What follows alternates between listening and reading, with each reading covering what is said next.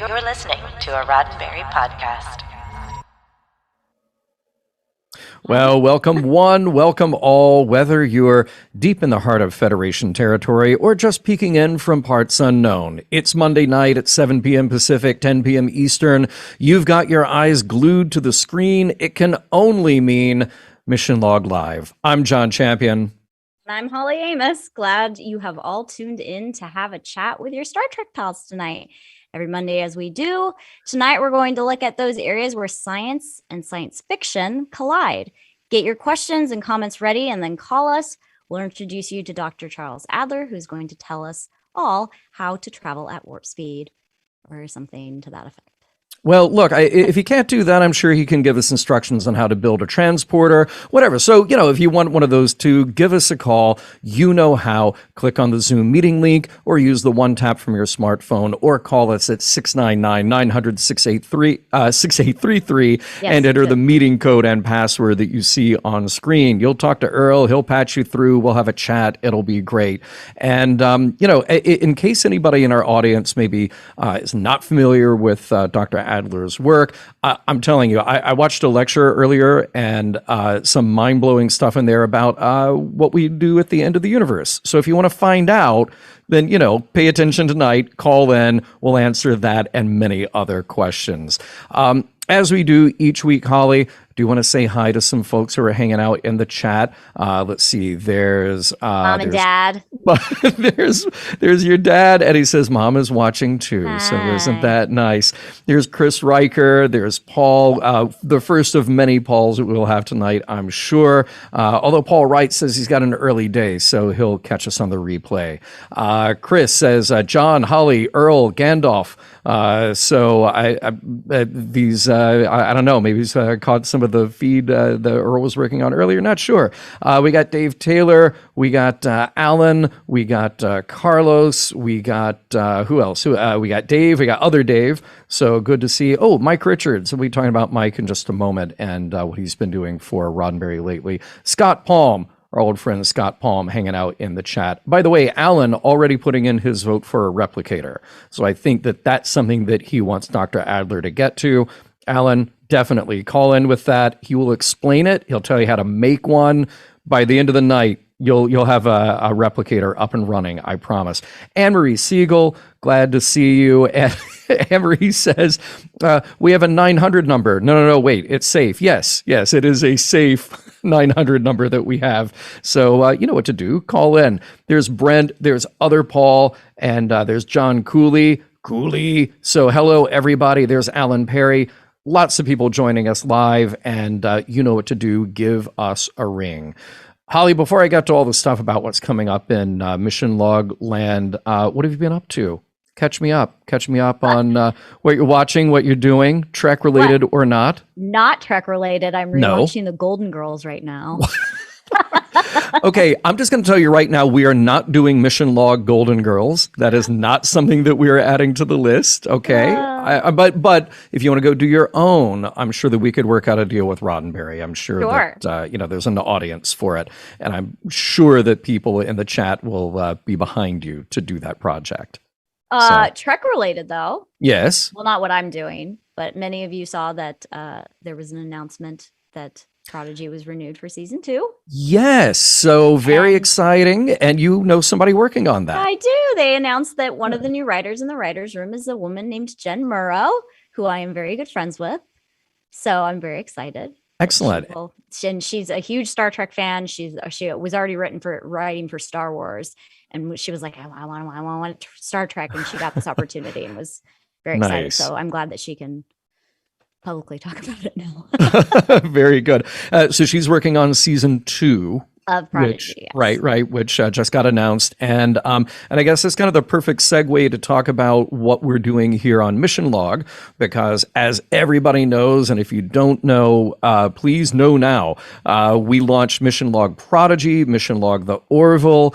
Prodigy is a little weird, though. Their first season is 20 episodes, and it has now been broken up twice. At least that's the latest of what's being reported. So the first 5 episodes, including that combined pilot, that will get us through Thanksgiving week. Then it's going to go away for about 5 weeks, come back after the first of the year. Then they'll run the next 5 episodes. Then it's taking another break. We don't know exactly for how long, but we'll find out. And of course, Earl and Ashley are doing Mission Log Prodigy. Go to podcast.roddenberry.com to get all the latest distribution channels for all the Roddenberry podcasts. That's where you'll find Prodigy. That's also where you will find Mission Log the Orville. And Mike hanging out in the chat tonight. He is one of our hosts along with Jessica Lynn Verdi, and that show is awesome. And both of those shows have their own video feed as well. So if you go to youtube.com/Roddenberry Entertainment or youtube.com/Roddenberry Prod, that's where you will find those shows. And kind of fun. Earl has done a bang up job on the graphics, and it's a nice, fun way to watch that show. And Holly, I don't know if you've listened to any of our Prodigy episodes yet. Don't worry, you're not being judged here or anything if you haven't. But I will say, do absolutely, because as good a job as Norm and Ashley do, when you hear kids call in, I want to hear the kids about what they love. Oh, it absolutely melt your cold dead heart. But does it like renew your faith in future generations? So much. Oh, great. So because much. that was Yes. I was like, that's why I want to listen. I want to hear the kids and be like, oh, I feel safe with these children eventually running the world. Yes. And look, this is not just to blow smoke for the boss, but Rod's kid, Zale, who is a regular caller now, he is so good and he's so smart and he's so into the show. So, I mean, come for Zale, stay for everybody else, because everybody else is wonderful, and it will absolutely melt away the cynicism. You will love it. So check that out. Coming up on Mission Log this week. So, of course, next week on Mission Log Live, well, we'll be talking to all of you and our special guest, TBA. This week on regular Mission Log, DS9, we're dropping Bada Bing, Bada Bang. That comes out on Thursday. Cannot wait to have a chat with everybody in our Discord about that. Tomorrow night, Norman and I will be recording Penumbra, so we're starting that mad dash to the end of DS9's 7th season. And you can always get early recordings through our Patreon and join us for those live weekly chats on Discord. Hey, and I just found this out today. Some of our friends who are going to LA Comic-Con and the Star Trek track, James Kerwin, Larry Nemechek, I'll be there on Saturday the 4th. The whole convention is December 3rd through the 5th at the LA Convention Center downtown. And there's Trek stuff happening. So go check out Comic-Con. Go check out Trek stuff, because you know that's what you want. You want the Trek stuff there. All right. So that's enough of the business of the day, and let's, I love the bada bing, bada bang, bada boom, as people are saying in the chat, and David Takeshi calls it otherwise known as Ocean's 14. Yes, or Ocean's 9. I don't know, we lose track of how many people are there.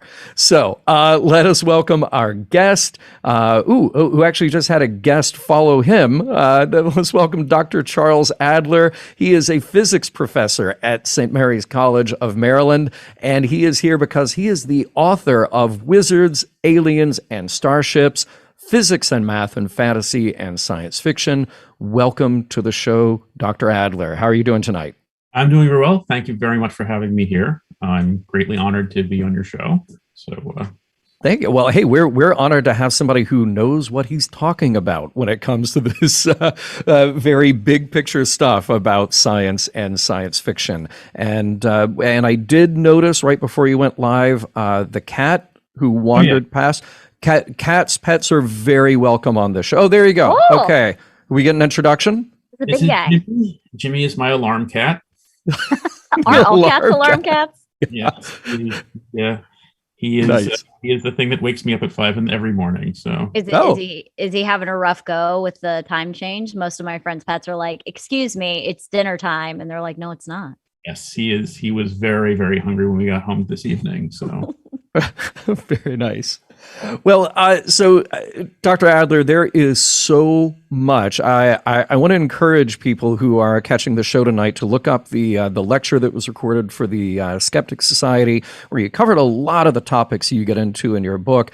And there is just so much. I'm going to tease it right now for people who obviously weren't hearing us talk earlier about your take on Star Trek Into Darkness, because I think, my friend, you and I reach on a few of the issues you had with that. But there's that. There's what happens at the end of the universe. But I want to start out with some topics that that you covered, and I believe you talk about in your book, that are maybe a little more reachable, that are a little more real world right now. And one of those being space elevators. And I was so interested in that being a concept that at first sounded like, well, here's this interesting, fancy idea, very theoretical, but it really hasn't gone away as an idea. And even just looking at sort of current pop culture science fiction, there's a new restaurant that opened in Epcot in Disney World a couple of weeks ago. And part of the premise is that you get on a space elevator to get you to the restaurant that is in orbit 220 miles above the Earth. So it's kind of an idea that's taken hold. Tell us about its science reality, if you would. So the basic idea behind a space elevator is that it's currently very expensive to shoot rockets and get things into orbit using rocket technology. So the idea, well, as the name implies, is basically an elevator into space, which would make it significantly cheaper to launch anything out there.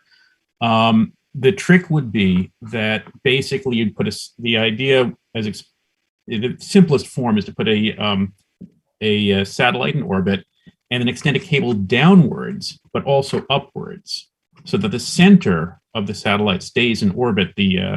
Stays in orbit while you're extending everything down and up, kind of keeping everything balanced. So the center of mass, more or less, kind of stays in the same place. And eventually you drop one end to the ground where you tie it off. The other end extends way off into space, about halfway to the moon.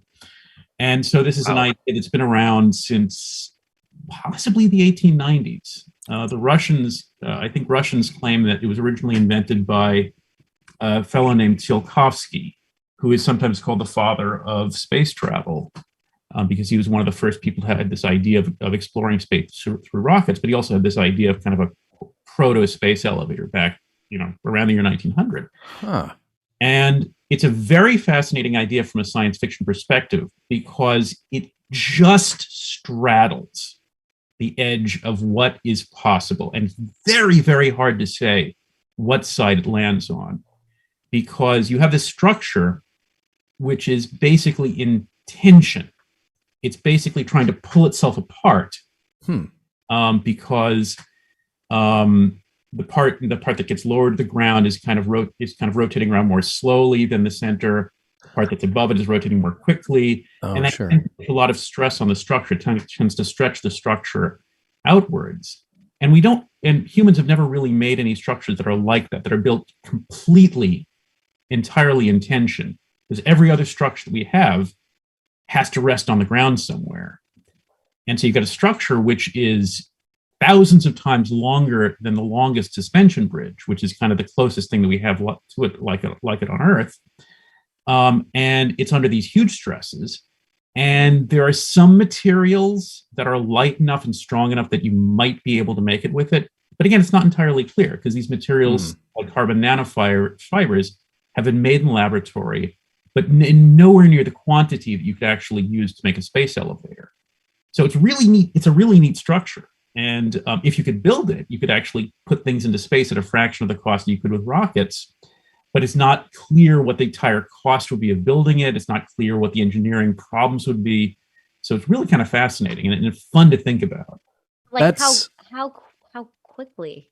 I mean, because think about whatever. They shoot those things off at God knows how quickly to get them into orbit as quickly as humanly. Like, how long would I be on this elevator? Actually, a few days probably. The idea actually slowly into space. That would be like a train ride across the country or something. Yeah. Something like more like a cog railway.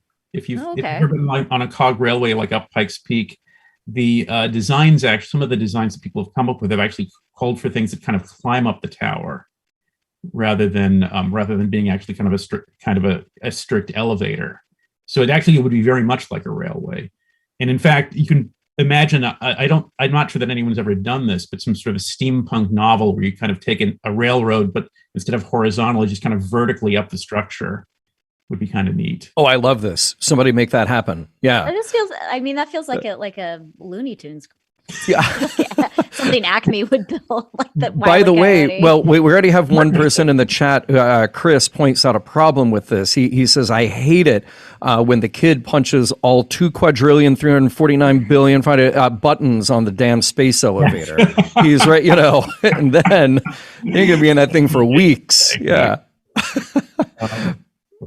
That's right. Oh, and then Dave asked me, John, they have a restaurant on the elevator. There is a bar. So that is okay. That maybe then I'm good to go. That sounds definitely like an appealing way to travel. Yeah, no, I like that that's what you're thinking of. I was like, they better have some like really nice suites for me to take a nap in at the very least. Yeah.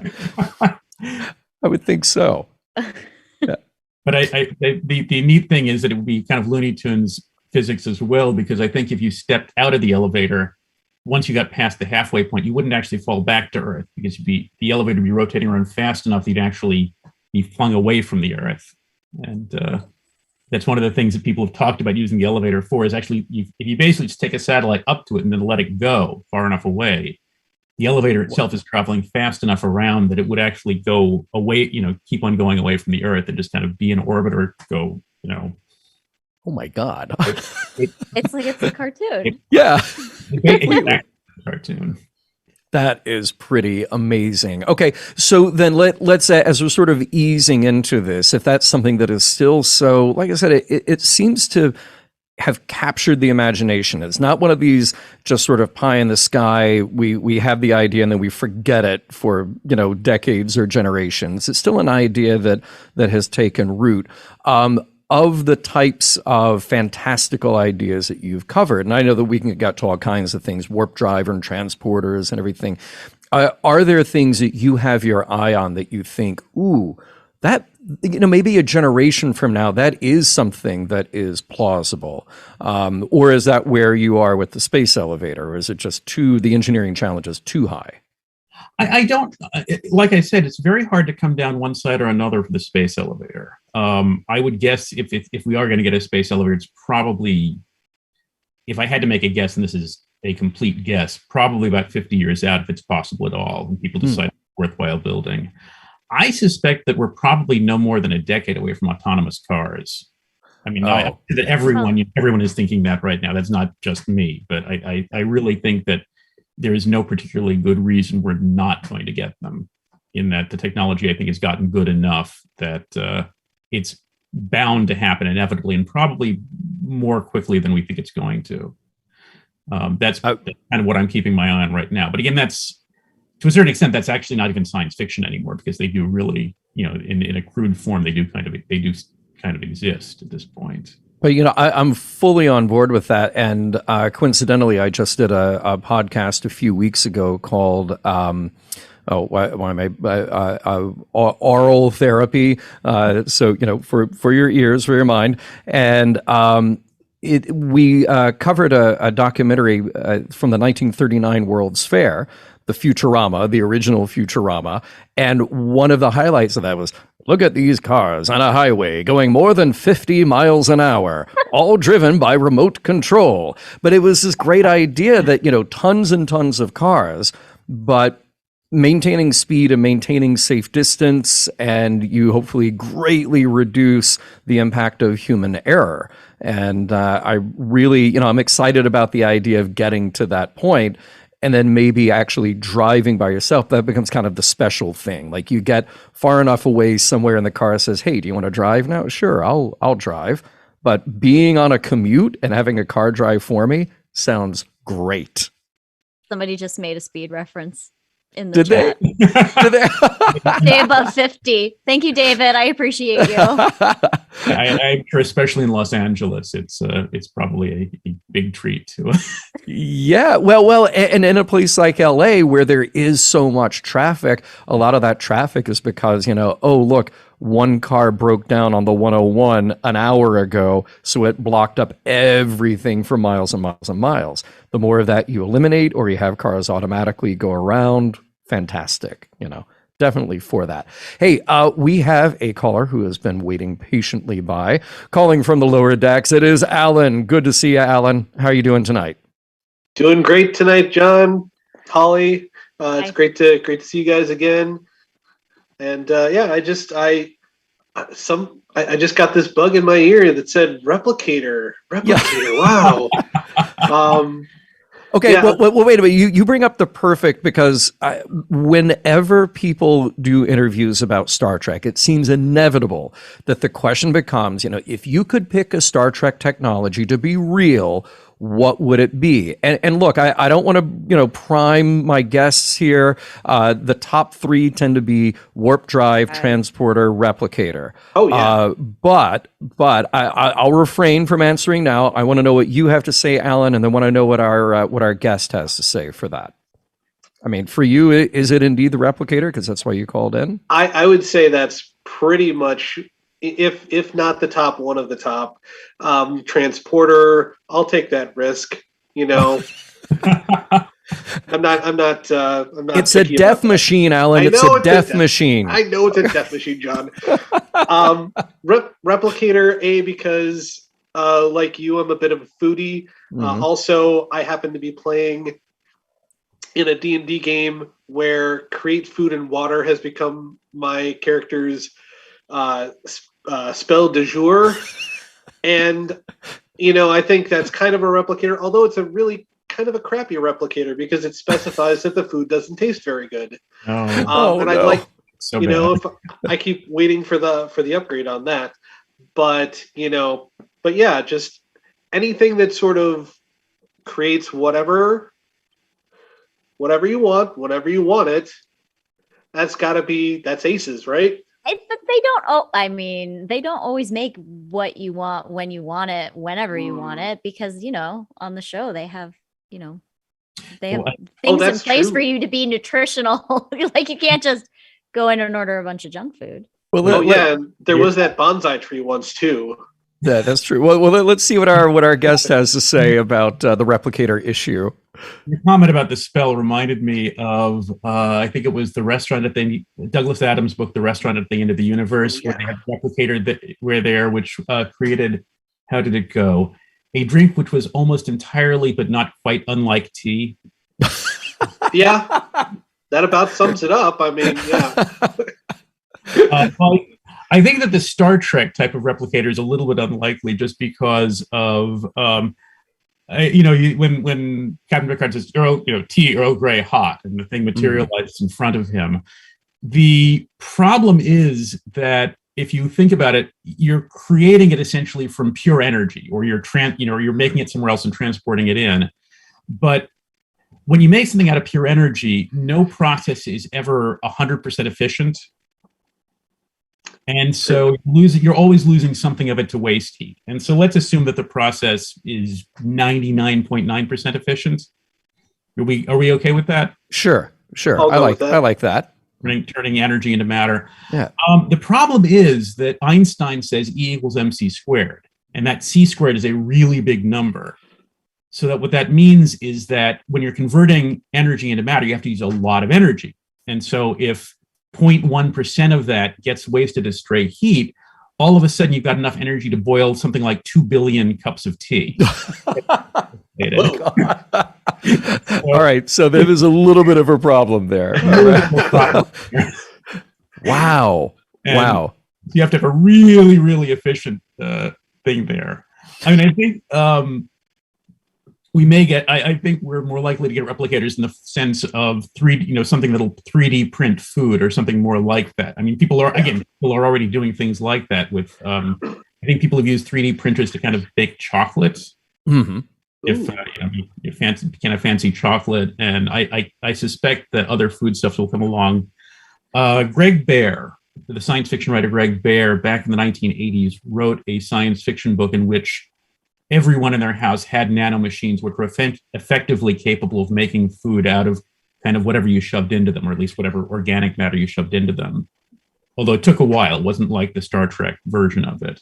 But and one of the characters was kind of doing experimental cooking, which no one else could eat.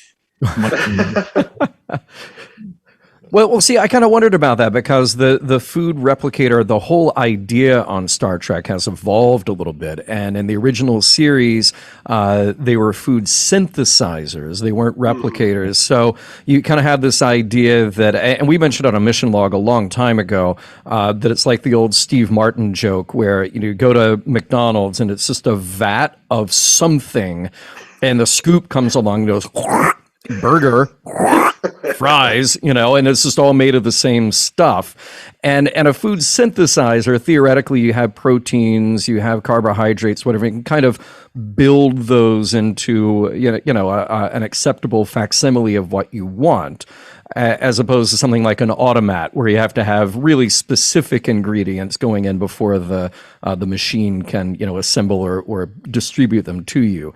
The replicator on Next Gen is very much, as you're describing, pure energy coming from wherever else in the ship. Like if everybody decides to have a cup of tea, suddenly the warp engines drop out, because they're all making tea at the same time.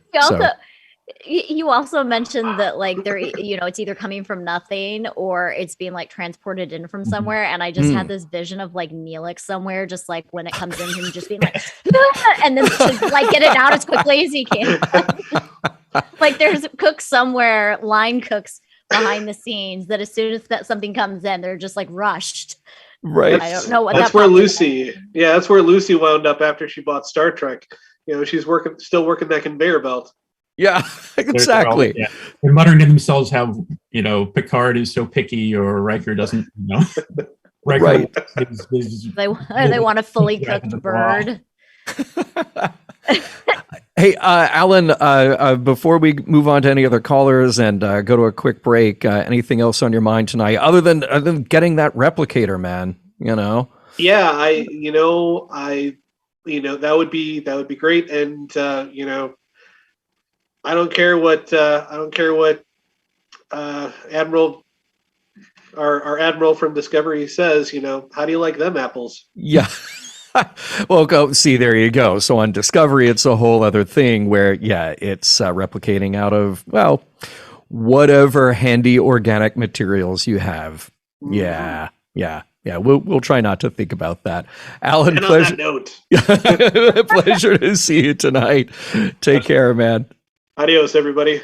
Take care. Hey, if you will all indulge me, I got a couple more callers standing by, but I'm going to very quickly remind folks to go check us out at patreon.com/missionlog. There's a lot that happens every day at our Patreon and Discord. That's where you can get early access to our episodes, the pre-recorded, unexpurgated, unedited versions. That's where we have a chat about those episodes. That's where you can get exclusive Mission Log swag, and that is how you get access to our Discord, which is honestly just one of the best platforms you can hang out with other Trek fans and fans of all kinds of stuff. We've got channels in there for everything from 50s sci-fi to Doctor Who to current generation stuff. So check it out. You know what to do? Patreon.com/missionlog, and that will be your key to getting in. All right, so we have some more callers standing by, and I would like to hand things over here to BC. Speaking of people that I see in Discord a lot, and BC, not only calling from a fabulous set, but you've got quite the T-shirt on tonight. You want to tell us about that? Still on mute. Oh, we can't hear you. You are muted. Oh, no, we got to fix that. You got to unmute yourself. Oh, there we go. There you are. Hey. Thank you, Earl. I'm on the deck of the USS Calexico, as I often am.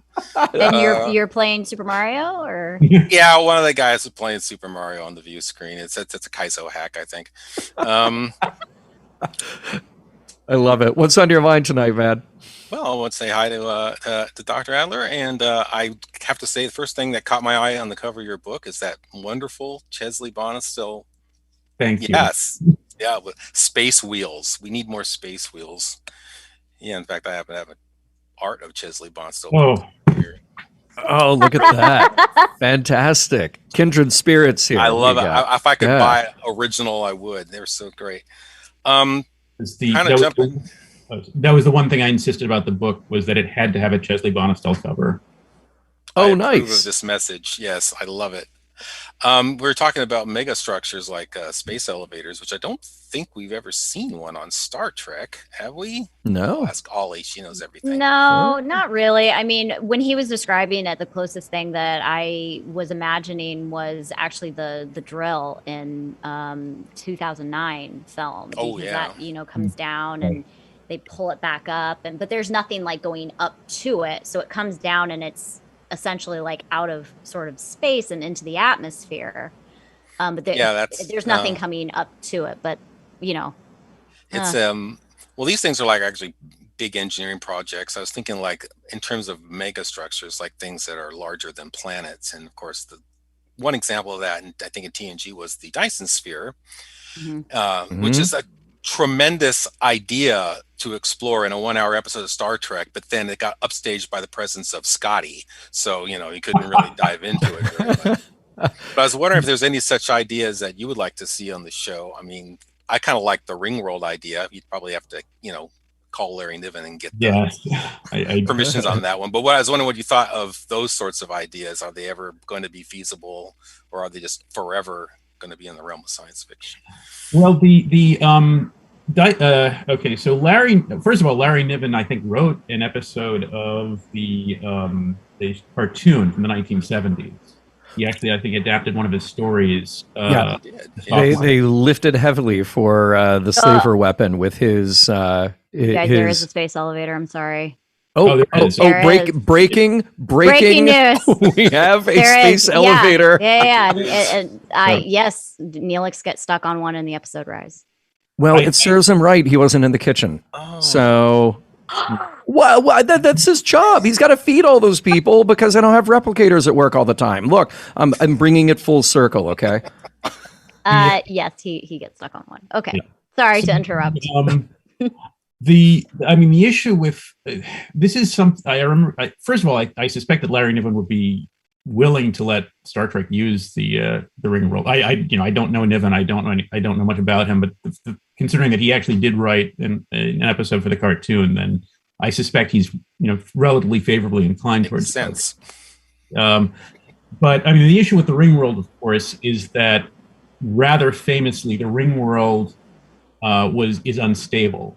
This is actually, I think, something that Larry Niven discovered between the first Ring World and the Ring World Engineers, between the first and second books in the Ring World series of books, in that it tends to kind of slide off from where it is and fall into the star, just kind of on its own. Just a little shove kind of just shoves it and makes it fall into the star after a few years. So, and that's one of the problems, I think, with big structures like that, is that they are so big. And if something like a Ring World, you're rotating it so fast that effectively it's traveling faster than the star can actually really hold it to itself by gravity. So it tends to break apart, also tends to kind of just fly away everywhere. That's actually one thing that a lot of people don't understand about the Dyson's original concept, was that it wasn't a solid sphere, like they portrayed in the Star Trek episode. It was actually a shell of many, many, many satellites that would effectively block this. The idea was essentially that a really, truly advanced civilization needs all the energy that it can get. And so basically you'd want to take all the energy that was coming out of the star and use it for the civilization. But Dyson realized that a solid sphere would basically be unstable. It would, again, to be these huge stresses on it. It would tend to break apart. It would not really be tethered by the gravity of the star. So what he proposed instead was a very large number of satellites orbiting the star, catching most of its light. So the original concept wasn't actually a solid sphere, but actually all these satellites were orbiting the star in lots of weird sort of orbits, which is a more stable idea. At least if you can get everything worked out so that everything doesn't come crashing into all these from crashing. It sounds like a recipe for them all crashing into each other, basically. Yeah. And he even wrote a paper about how you could actually take the Earth apart to provide material for the Dyson sphere. I don't remember much about it. It involved playing around with the Earth's magnetic field to somehow get the Earth to rotate fast. I think that I don't remember anymore, but he somehow had this idea, I think, of rotating the Earth fast enough to break it apart or something like that. He was a very interesting man. But so yeah, it does strike me that it's going to have some major hurdles. It's like I don't really want to disassemble the Earth until we're done with it, to build the Dyson sphere or the ring world. And yeah, the whole tensile strength of the thing is the other major hurdle, I would imagine. But right. In a very similar idea, I remember reading a very similar idea to that, which is that, in a few billion years, the sun is going to get so hot that life on Earth is going to be impossible. And so what do you do at that point? And so I read a serious paper, which had the idea that you would essentially go to the Oort cloud or the outer solar system and start tossing big chunks of matter, comets and asteroids and things like that, toward the Earth, so that as they passed by the Earth, their gravitational interaction with the Earth would gradually make the Earth's orbit get larger and larger and larger to move it away from the sun as the sun got hotter and hotter and hotter, and put it into a farther orbit away. And they were talking about the fact that I think you had to time these it's down to I think accuracies of 20 minutes or so in order to get everything to work out correctly. But again, I thought that was a really kind of a neat idea. And you'd solve climate change at the same time. Because if you move the Earth away, it'll cool down a little. Well, that might actually kind of bring us to something that I teased at the beginning of the episode, because you're talking about these, huge scale projects, and you're talking about, billions of years out. And, sure, you can get to the point where our own sun burns itself out. Then you get to a point where every star in the universe has burned itself out. Which is, well, look, I'm not planning to be here for it, but, for whoever is, that might be, an issue of some concern. But you, in your lecture, you brought up an actual theoretical idea of what to do next. So assuming that there are intelligences, assuming that there is technology, assuming that they can grasp that existential problem of what happens when suns all burn themselves out, what do they do next? Just, for anybody who's listening to this, if they need to tuck this away for when the day comes. The idea essentially was that,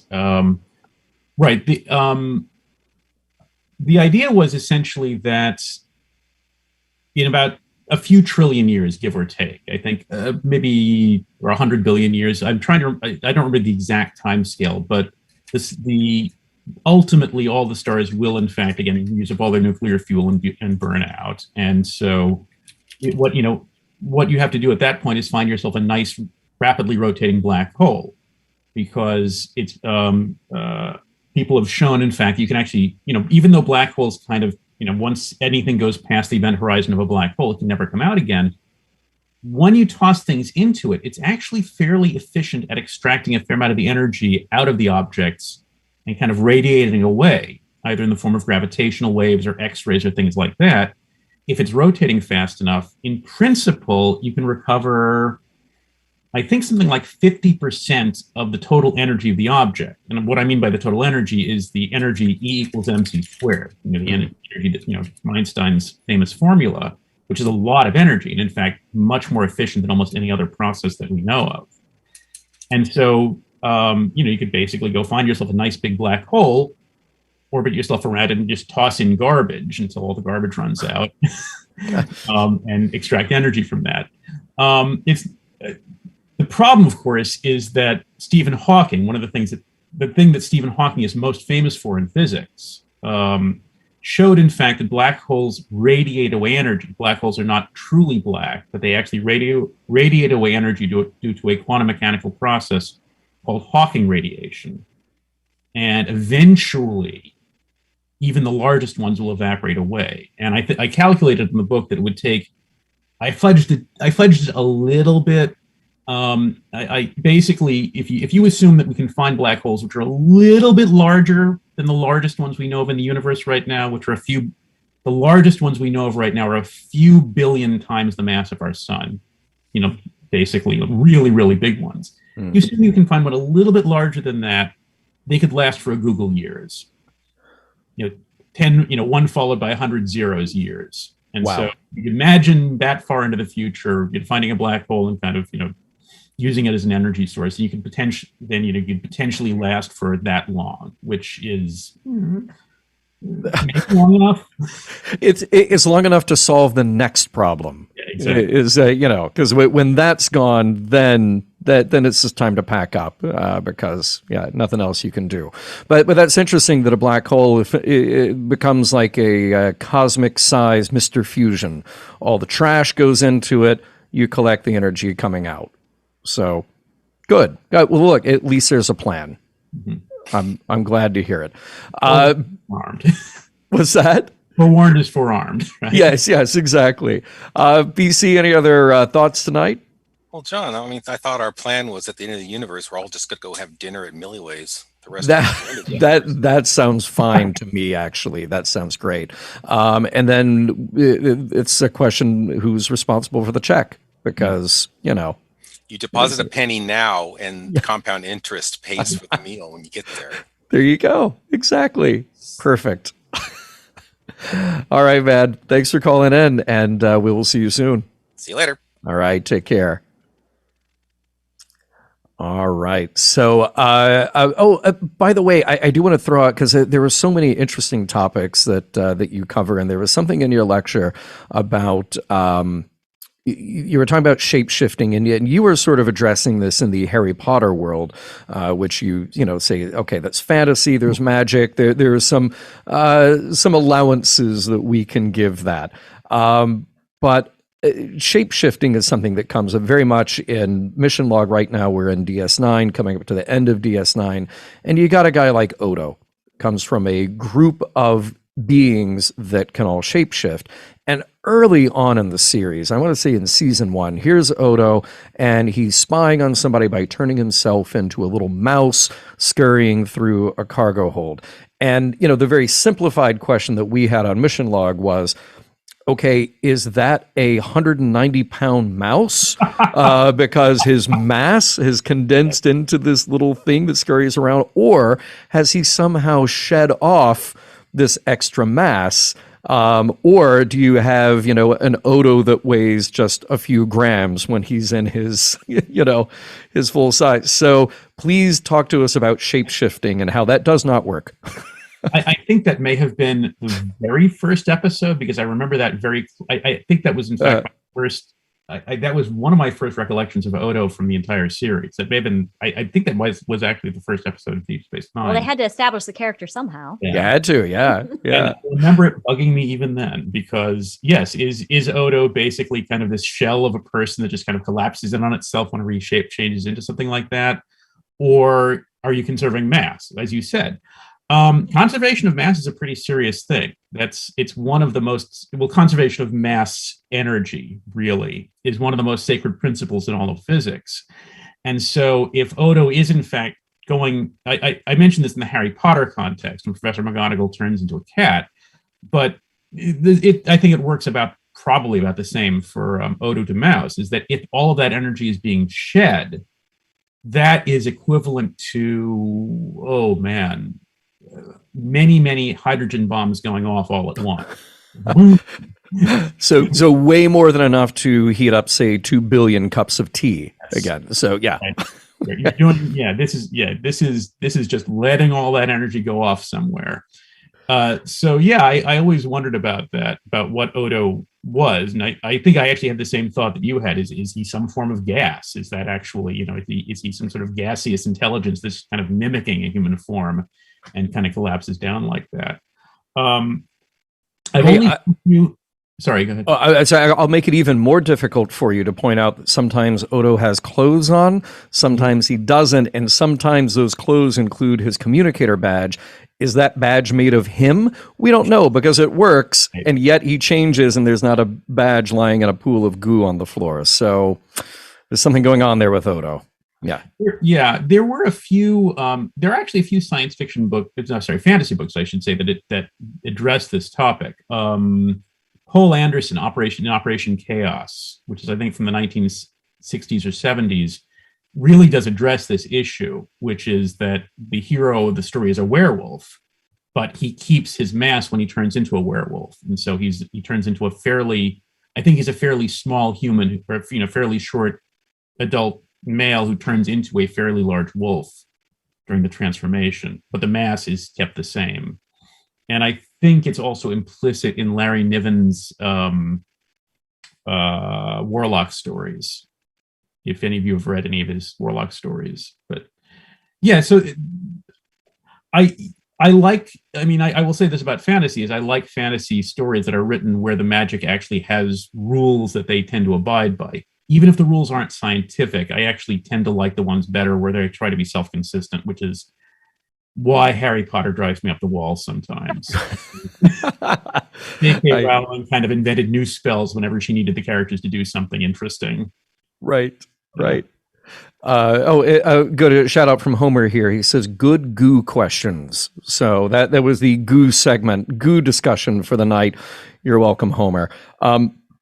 I know there's a couple more topics that I want to get to, so I want to bring in, I believe, our last caller for the night, which is John Arminio, standing by, and see what you are thinking about tonight and what questions you have to pose to our special guest. Yeah, this is something I've been thinking about, for years, really. But one of the impediments to making all this technology happen for us is, not only this sort of idealization of ignorance that we have in society right now, but we're sort of obsessed with like the utilitarianism of science, like what can going to space give us?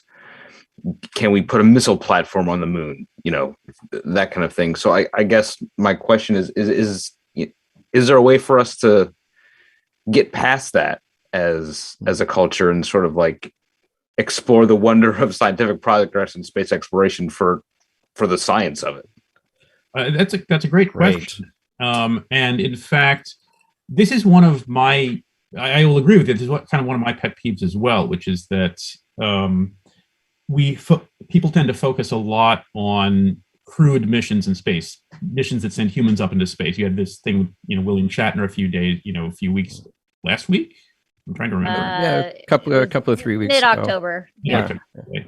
And so people tend to glamorize, people putting people up into the International Space Station and having them do things there. And people also think about these military or technological or economical aspects of space travel. But it is ignoring all of the amazing stuff that's been done with uncrewed space probes. The Hubble telescope, the New Horizons mission to Pluto. I was just in awe when the first images started coming back. Have people seen the images of Pluto? No. Yes, I have. Yeah, that also took my breath away. Yeah. Oh, who knew? I mean, who knew that Pluto was one of the most beautiful objects in the solar system, and its moon Charon was one of the ugliest. But the idea that it also might have discovered an underwater ocean on Pluto. Wow. In one of the farthest places away from the sun that we know of. And so this is all stuff that is just so amazing, and yet people tend not to focus on that. I guess I'm kind of, I know I'm not giving a great answer to your question. I'm sympathizing because I feel exactly the same way. And I don't know if, I think one thing that I would love to see if we actually highlighted a lot more of the really sort of gee whiz, really interesting stuff that's being discovered instead of focusing on, I hate to say it, the crewed missions have more, I guess, human interest to them. But as far as science goes, as I understand, I don't think they're nearly as scientifically interesting as the uncrewed probes that sent to billions of miles away. So I don't extremely partial to the rovers, and when the rovers land, it's a big deal, and then no one really pays attention to what the rovers do afterwards, which is disappointing. Right. Well, the rovers are so anthropomorphic. They look exactly like what was that thing from that movie from the 1980s. Like Johnny Five. Yeah, Johnny short, Five. short circuit. Short Yeah, Circuit. Yeah. yeah. Yeah. I think that's why people love them so much. Yeah. That should be the next thing. The next Rovers, they give him a cute voice, and they just keep playing that part up, and people will follow. Curiosity sings happy birthday to it. That's perfect. More of that. That's what we need, clearly. John, excellent question. Any other thoughts tonight? Yeah, I was just thinking about other anthropomorphic robots from science fiction. There's this sort of like dystopian economical nightmare of the movie Moon with Sam Rockwell, where like we're just sending clones to mine for resources in space. So I want to avoid that and lean more towards Gene Roddenberry's vision and less towards a cycle of dead clones. Spoiler, by the way, for anybody who hasn't seen Moon. Sorry. Oh my God, that movie's been out for so long, and it's great though. If you haven't seen it, watch it. Yeah, Sorry, it's great. Yeah, it is a great movie. Excellent. Thank you so much for calling in, and thank you. We'll for see you having me. next time. All right. Hey, before we say goodnight to our guest and totally wrap things up, okay, I've been saving this because I was so interested to hear you dunking on Star Trek Into Darkness. And look, we haven't gotten around to it on Mission Log. We will at some point. many years from now. Many years from now. There are a lot of thoughts, a lot of feelings that I have about that movie, but I want you to lay the groundwork here for some of the scientific nitpicks you might have had with that particular film. It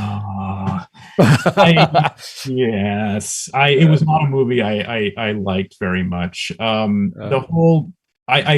I think the worst part of it was, as I said before, I like it when people are self-consistent, when they it's okay if you put super science and stuff that doesn't really work in a movie, as long as you're willing to abide by the consequences of it. For example, there was a Star Trek Next Generation episode whose name I'm completely forgetting, where there's a transporter accident which de-ages Captain Picard down to a young boy. Oh, that's Rascals. Rascals, thank you. There you go. They never ever used that again. That's the fun of youth, right? You put someone in a transporter, you make them young again. That's immortality, right? Yeah. Never mentioned it again, and that drove me crazy. But it was a mistake. I'm sure they figured out how it happened, though. But a good mistake. Like that sounds great. They did the same thing with Dr. Pulaski in season 2, where she has that horrible aging disease or whatever, and they're just like, "Hey, we have a strand of her hair. Pop the DNA pattern into the transporter. Boom! Now she's healthy Normal. again. Now back to her regular age." Yeah. But. Yeah, then the trans warp was what drove me crazy. In among other things, to be fair, among other things, Star Trek Into Darkness, the idea that Harrison could just trans warp himself to Kronos, the main planet of the Empire. Yeah, he went to the Klingon homeworld with an accuracy of something like a few feet. Yeah. Okay, that's I calculated that, and that's like 1 part in a quadrillion. Accuracy in order to be able to do that from Earth to Kronos. Wow. Not to mention that the planets are moving at different speeds and all these things. Right.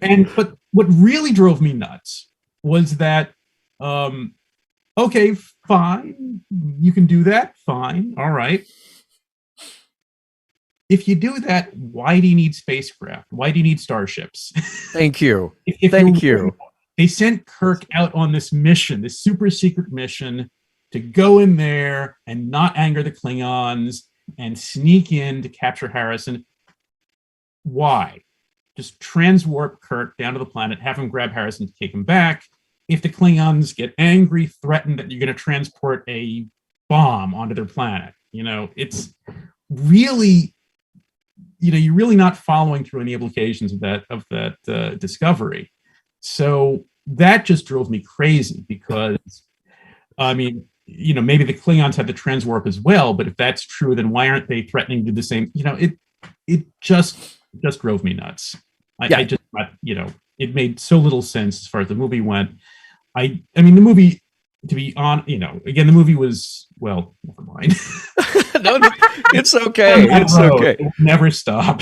Yeah, that's all right. We're all about the open discussion on mission log. That's fine. But yeah, that was, and they introduced the idea because you had to get Scotty on the Enterprise. We had to get Kirk on the Enterprise in the first one, and so you introduce this idea. It seems like it'll be kind of a rare and unique, very difficult thing that only a guy like Scotty could pull off. But as soon as you have it now, you get to use it over and over again in the next movie, and as you point out, make starships obsolete. You could just plant armies instantly wherever you want them to be, around the galaxy, no problem at all.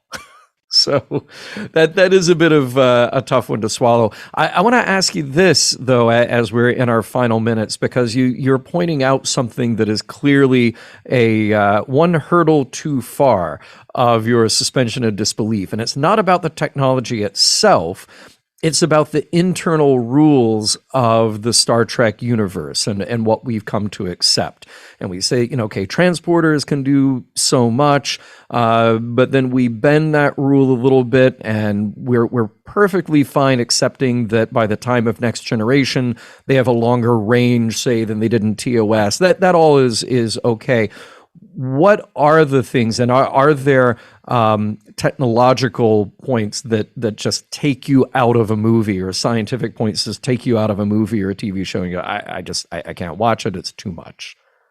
A couple of different things. I mean, first of all, again, internal consistency. If they're going to do something which is so completely against the rules that they've already put together, or they're just not going to follow the implications of those rules, that brings me out just with a jarring sensation. The other one, and this may seem odd from a scientist, is when the science is the entire point of the episode. There was an Next Generation episode where Holly's going to know it. You just give a few words. It's like, name that tune.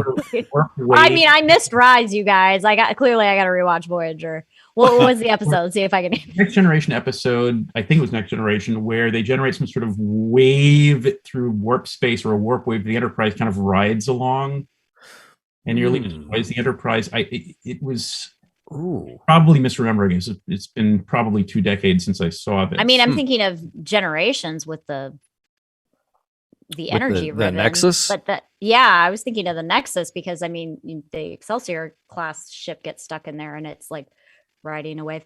I vaguely remember the episode, so maybe I'm misremembering some part of it. But the thing I remember about it was that the entire point of the episode was, we've got this great new scientific discovery. We're going to use it. Nearly destroys the Enterprise, so clearly it doesn't work. We're not going to use it anymore. And that was the entire episode. Is it Newground?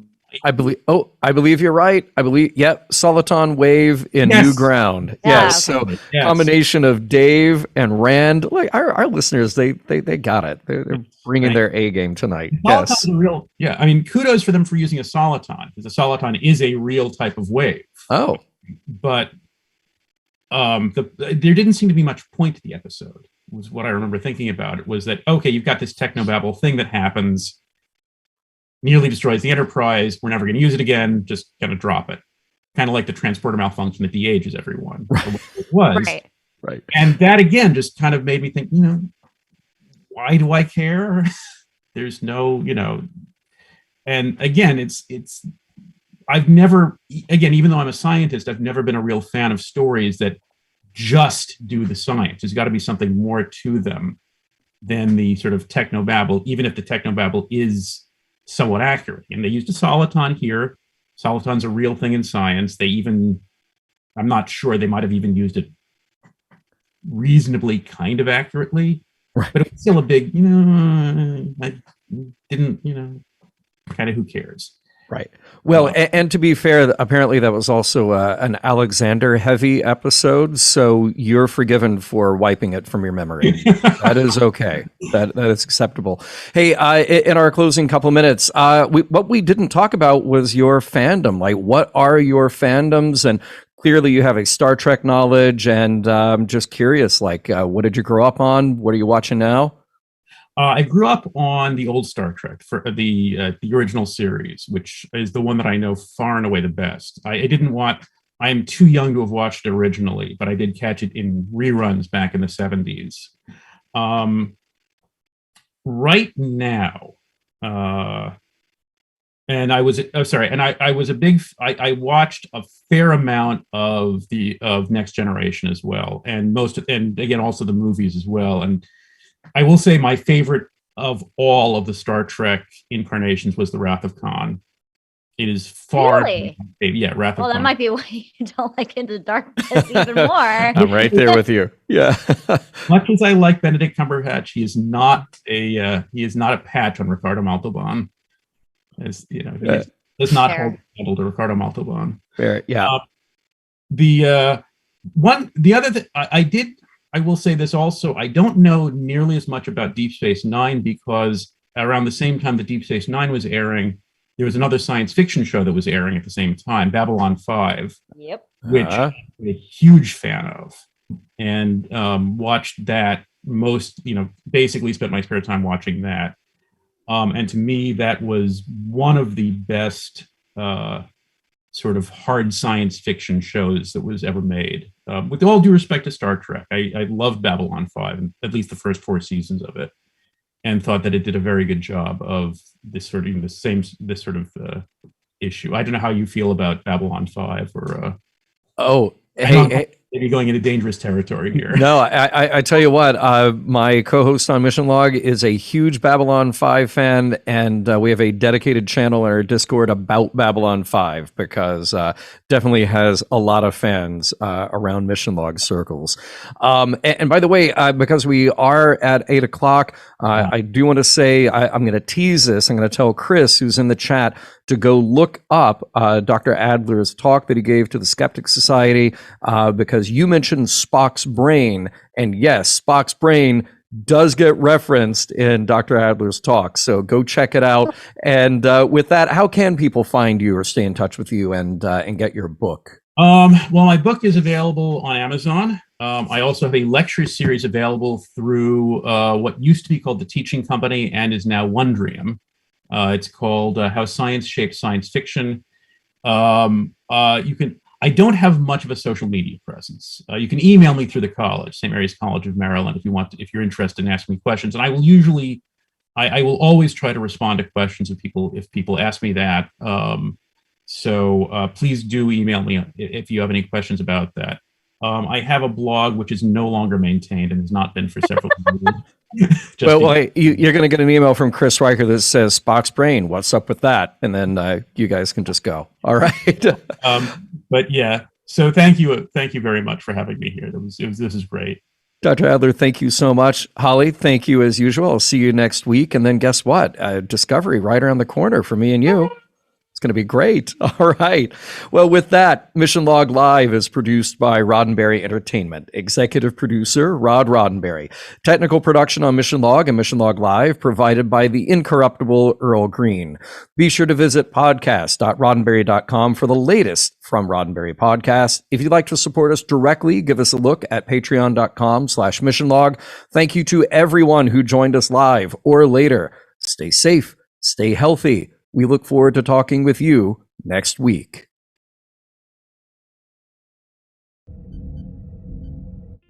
This is a Roddenberry podcast. For more great podcasts, visit podcast.roddenberry.com.